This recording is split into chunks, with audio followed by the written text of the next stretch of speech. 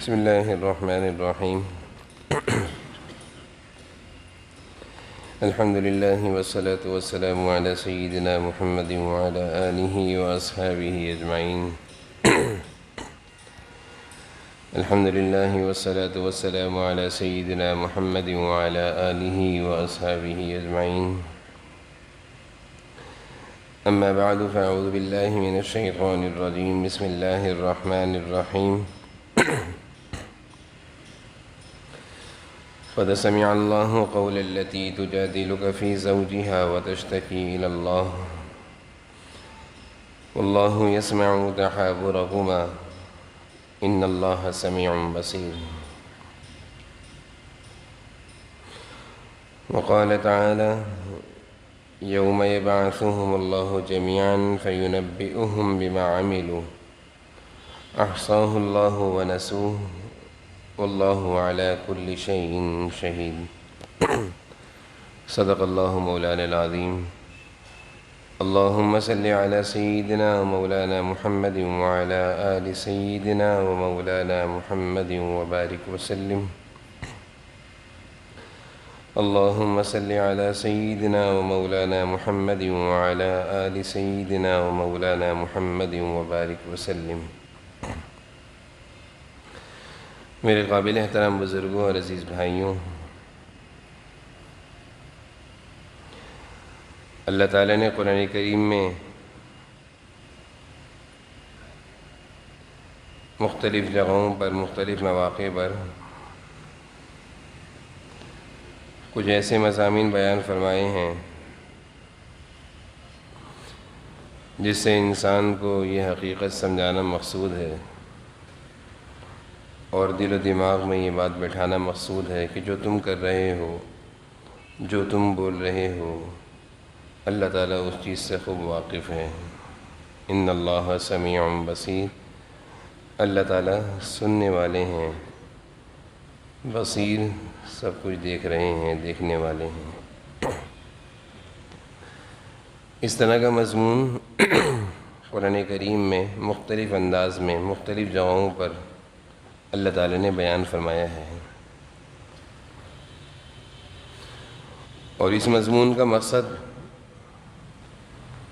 اور اس طرح کی آیتوں کے بیان کرنے کا مقصد اللہ تعالیٰ اپنے بندوں میں، ان کے دل و دماغ میں ایک عقیدہ اور ایک تصور مضبوطی سے بٹھا رہے ہیں کہ انسان کچھ کرنے سے پہلے، کچھ کہنے سے پہلے، کچھ بولنے سے پہلے اس بات کا خیال رکھنا کہ ساری دنیا سے تم چھپ کر کچھ کہہ سکتے ہو، کچھ بول سکتے ہو، اپنی گفتگو کو سب سے چھپا سکتے ہو، اپنی باتوں کو اور اپنے کاموں کو سب سے چھپا سکتے ہو، لیکن اللہ تعالیٰ تم سے بہت قریب ہیں. وَنَحْنُ أَقْرَبُ إِلَيْهِ مِنْ حَبْلِ الْوَرِيدِ وَهُوَ مَعَكُمْ أَيْنَمَا كُنْتُمْ. تم جہاں بھی ہو اللہ تمہارے ساتھ ہیں.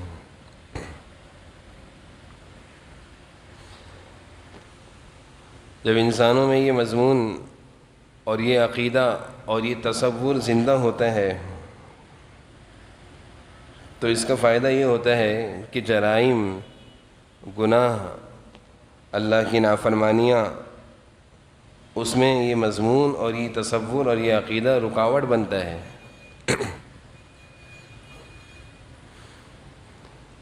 معاشرے میں ہم ایک چیز دیکھا کرتے ہیں کہ انسان ہے، اس کی فطرت میں برائی کرنے کا ایک عنصر رکھا ہے، اور یہ چیز بھی ہے کہ وہ برائی کو چھپاتا ہے. تو جب جرائم بڑھتے ہیں تو لوگوں کو جرائم سے روکنے کے لیے مختلف قسم کے راستے اور طریقے اختیار کیے جاتے ہیں. ان میں سے ایک طریقہ ہم دیکھتے ہیں کہ کیمرہ لگا کر وہاں لکھ کر لگاتے ہیں، کیمرے کی آنکھ دیکھ رہی ہے. اس کیمرے کے لگنے سے اور اس مضمون کے لکھنے سے قریب سے گزرنے والا شخص جو جرم کرنا چاہتا تھا، جرائم پیشہ تھا، وہ اس تصور سے ایک دم رک گیا کہ کوئی دیکھ رہا ہے. میری چوری، میرا جرم دیکھ لیا جائے گا، سن لیا جائے گا، پکڑ لیا جاؤں گا۔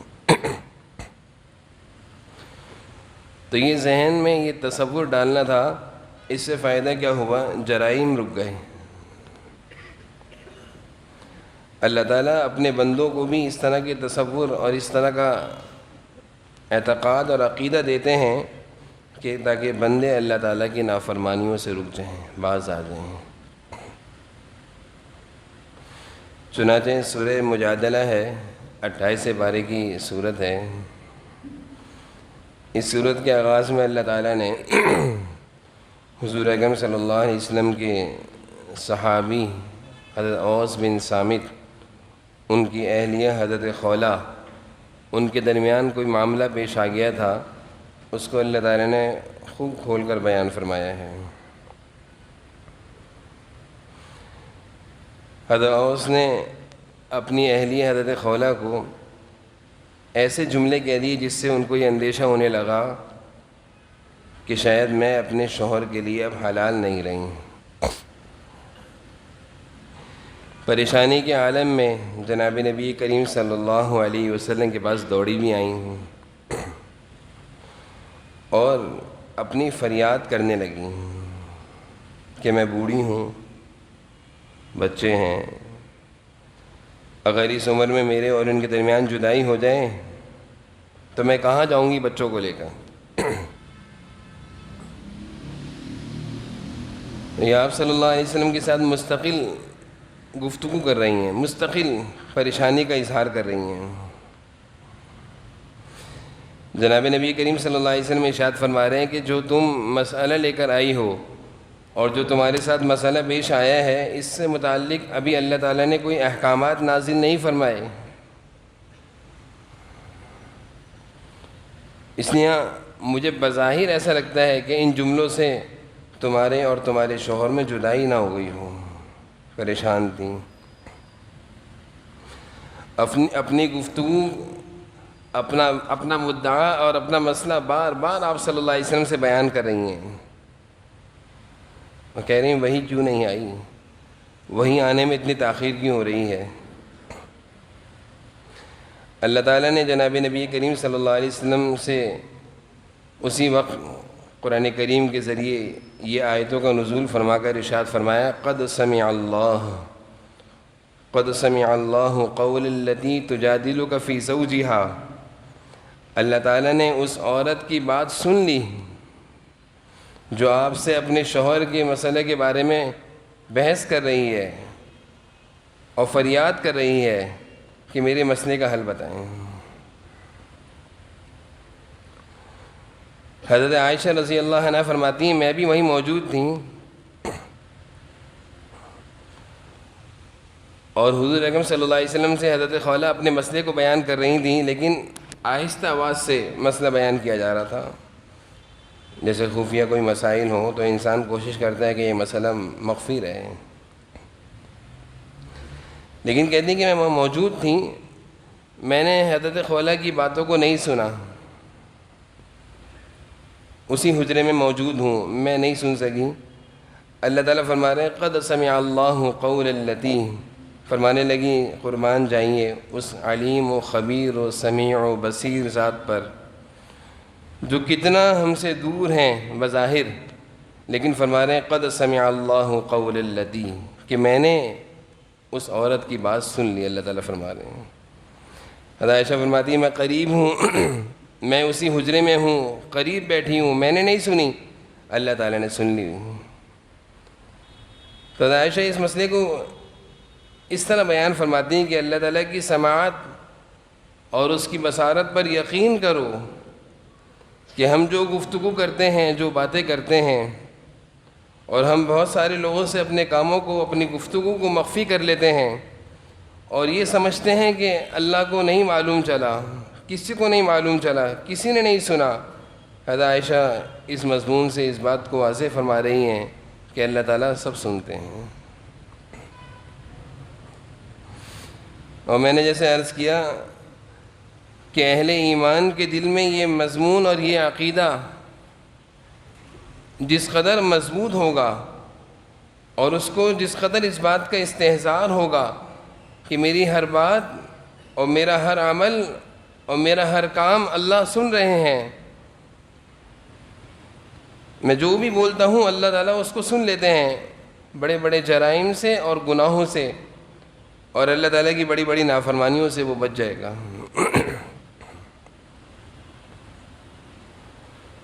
عموماً ہوتا ایسا ہے کہ جب ہمیں کوئی بات کسی سے مخفی کرنی ہو، چھپانی ہو، تو ہم اس بات کو ساری دنیا سے چھپانے کے بعد، سب لوگوں سے چھپانے کے بعد یہ سمجھتے ہیں کہ میں نے سب سے چھپا لی۔ لیکن اس بات کا عقیدہ نہیں ہے، کمزوری ہے ایمان کی، ہمارے ذہن و دل و دماغ سے یہ بات نکل جاتی ہے کہ سب سے تو چھپا لی، اللہ سے تو نہیں چھپا سکتے۔ اگر کوئی کام سب سے چھپ کر ہم کر رہے ہیں، اللہ تعالیٰ سے تو نہیں چھپا سکتے۔ کوئی گفتگو، کوئی کام، کوئی عمل، کسی کے خلاف کوئی بات کرنا، کسی کے خلاف کسی طرح کی کوئی سازشی گفتگو کرنا جس سے کسی کو نقصان پہنچانا مقصود ہو، ہمارا پیش نظر یہ ہو، ہمارا دل یہ کہتا ہو کہ کسی کو نہیں معلوم،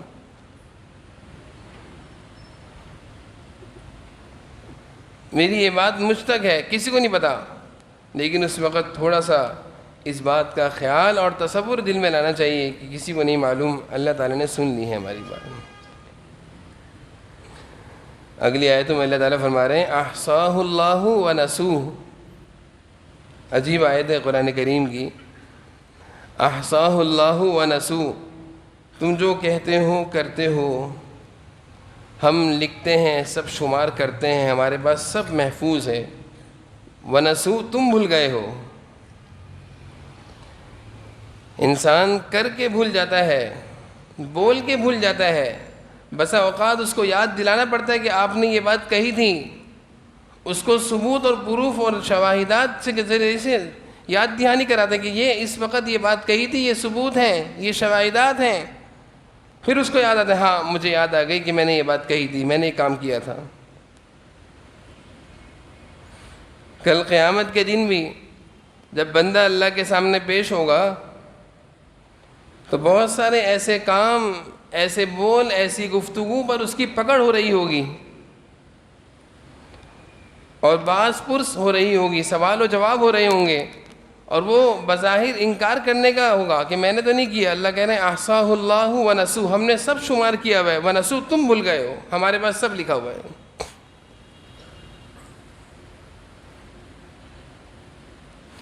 اسی وجہ سے احادیث میں آتا ہے کہ جس زمین پر، جس جگہ تم کوئی برائی کرتے ہو، کل یہ زمین، یہ جگہ بھی گواہی دے گی ہاں اس نے کیا تھا۔ جب ہی کہا جاتا ہے کہ اگر کسی جگہ برائی ہو جائے تو برائی کے بعد معافی وہیں مانگ لو، کہ اگر وہ جگہ کل کو یہ کہے کہ اس نے یہاں برائی کی تھی تو ساتھ میں یہ بھی کہے کہ توبہ بھی کر لی تھی۔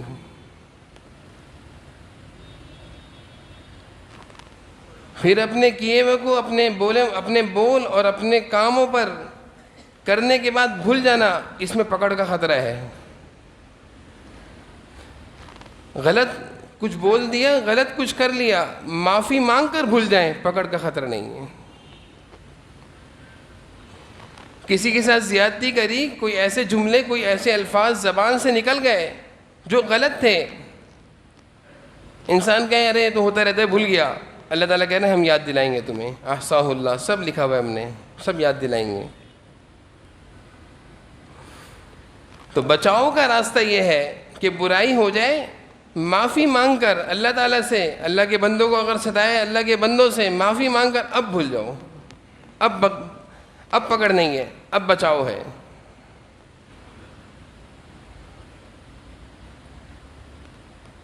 تو قرآن کریم کے یہ مضامین اور ان مضامین کے ذریعے اللہ تعالیٰ ہمیں اس بات کی یاد دہانی کراتے ہیں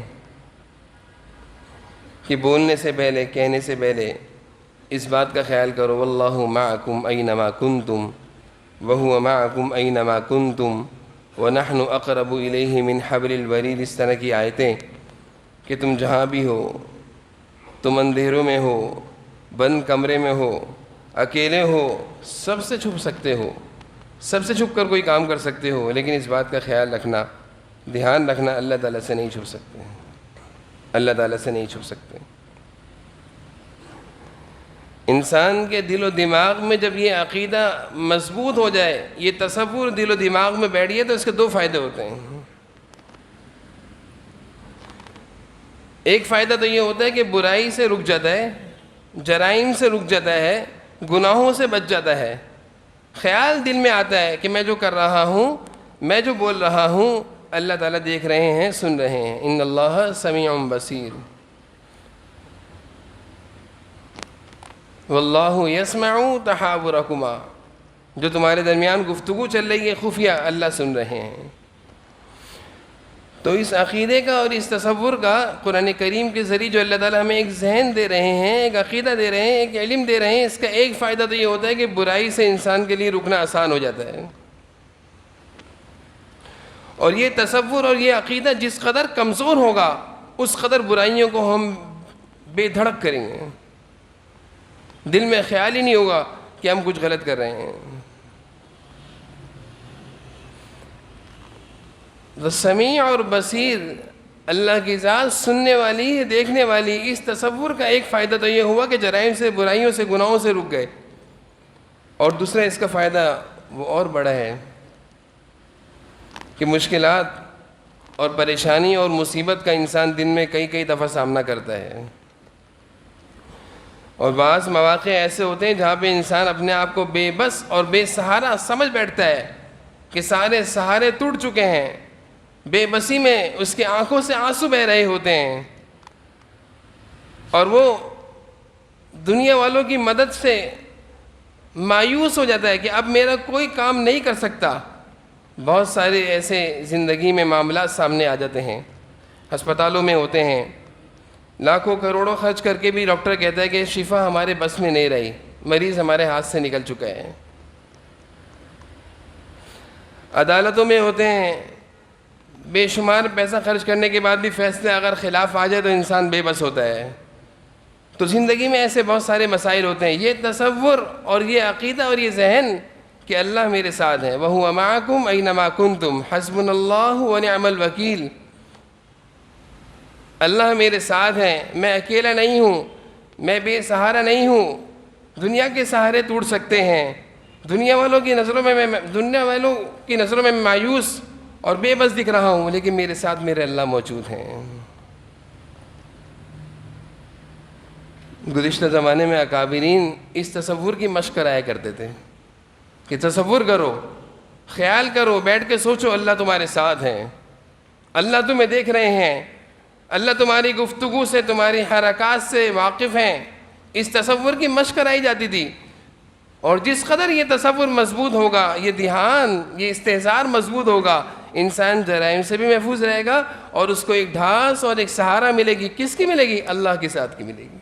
ساری دنیا کے سہارے ٹوٹ سکتے ہیں، ٹوٹ جاتے ہیں، اگر کسی کو ایمان کامل کی برکت سے اور اس عقیدے کی برکت سے اس کو اللہ کا سہارا مل جائے، اور اس کا دل یہ کہتا ہو کہ اللہ میرے ساتھ ہیں، تو پھر وہ مشکلات میں بھی، پریشانیوں میں بھی، غم اور دکھ کی جگہوں پر بھی پرسکون دکھے گا کہ اللہ تو ہے نا، اللہ تو ہیں۔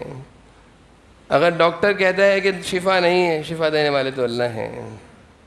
بظاہر معاملات الٹے ہو رہے ہیں، لیکن اللہ تو ہیں۔ اپنے معاملات کو اللہ سے درست رکھنا چاہیے۔ اس طرح کی مشکل گھڑیوں میں جہاں ایک طرف ہمیں یہ تصور فائدہ پہنچائے گا، وہاں اللہ تعالیٰ سے معاملات اگر درست ہوں گے تو اور ڈبل فائدہ ہوگا۔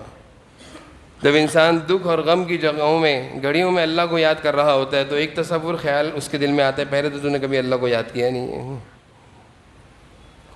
اور احادیث کے مضامین سے معلوم چلتا ہے کہ تم سکھ اور چین میں اللہ کو یاد کرو، دکھ اور غم میں وہ تمہیں نہیں بھولیں گے۔ اور جب یہ تصور ہر وقت ہمارے دل و دماغ میں رہے گا، اللہ میرے ساتھ ہیں، اللہ میرے ساتھ ہیں، خوشیوں میں بھی ساتھ رہے گا، تو غم میں اللہ ہمارے ساتھ ہی ہوں گے، غم میں اللہ ہمارے ساتھ ہی ہوں گے۔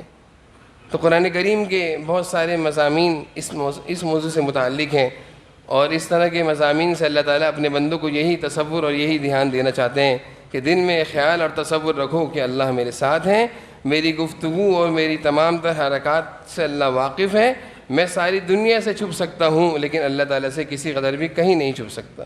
اللہ تعالیٰ ہم سب کو جو کچھ کہا سنا اس پر عمل کی توفیق نصیب فرمائے۔ وآخر دعوانا الحمدللہ۔